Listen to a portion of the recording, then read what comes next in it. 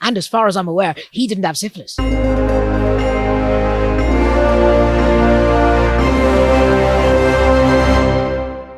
Welcome to British Rational's review of the year 2018. In a month when May saw Arsene Wenger finally cave in to the ungrateful Arsenal fans that had been hounding him out of the club. After which, the same fans lauded his 20-year service. 20 years in the job. That's twice as long as Napoleon, which probably makes him the longest reigning Frenchman in history. And as far as I'm aware, he didn't have syphilis. Oh, he's never going to find another team with Ars in the name. Now the old man's gone, I just hope he lets Emery get on with it and doesn't come back asking stupid questions all the time, like, oh, how did you lose 24 cows, and why did Tesco terminate our contract? I'm in charge now, father. Just let me get on with it. I'm Scottish. I don't follow football. Wenger's out. Good. Good for him. Mind you, they're all wearing those rainbow laces now, aren't they?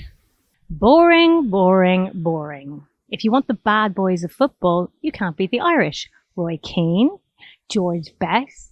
George Best was Northern Irish? May I refer you to the Good Friday Agreement? So what? Wenger was credited with revolutionising the English game, especially around players' diets and lifestyles. But let's be honest, when half your squad are either pissheads or gambling addicts, hardly makes you Jesus. Timetable changes and a lack of suitable drivers caused rail chaos in May. Unsurprisingly, Chris Grayling was involved, because he's utterly useless. Who even uses timetables these days? I am a modern woman. I use an app. Oh, I'd be all over sorting out the rail network. I used to love playing with my train sets when I was a kid. I used to hate having to cancel services, though. Yogurt on the line. I take the train once a year to visit Mother on her birthday. And if it's cancelled, so much the better. It just goes to show large infrastructure is best managed by a complex arrangement of public and private companies with some oversight by government. Only joking. It's shit. So I got one of those electric bikes, so I wouldn't have to take the train to work. But now I have to remember to charge it. So now I have no one else to blame if I'm late for work.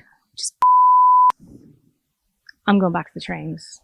The way I see it, the train companies, the government, they're missing a trick. They've got total monopoly on essential rail commuter services. They can charge whatever they want. People complain. Squeeze them harder. You got to totally break their spirit. And then you can do whatever you want to them. And they'll thank you for it. Classic Stockholm Syndrome. The trains are a load of old rubbish. You can fit, at best, one English Longhorn in a first-class carriage. Useless. Are we being too hard on Chris Grayling? No. Join me tomorrow for more British Rationals, and follow us everywhere at Brit Rationals.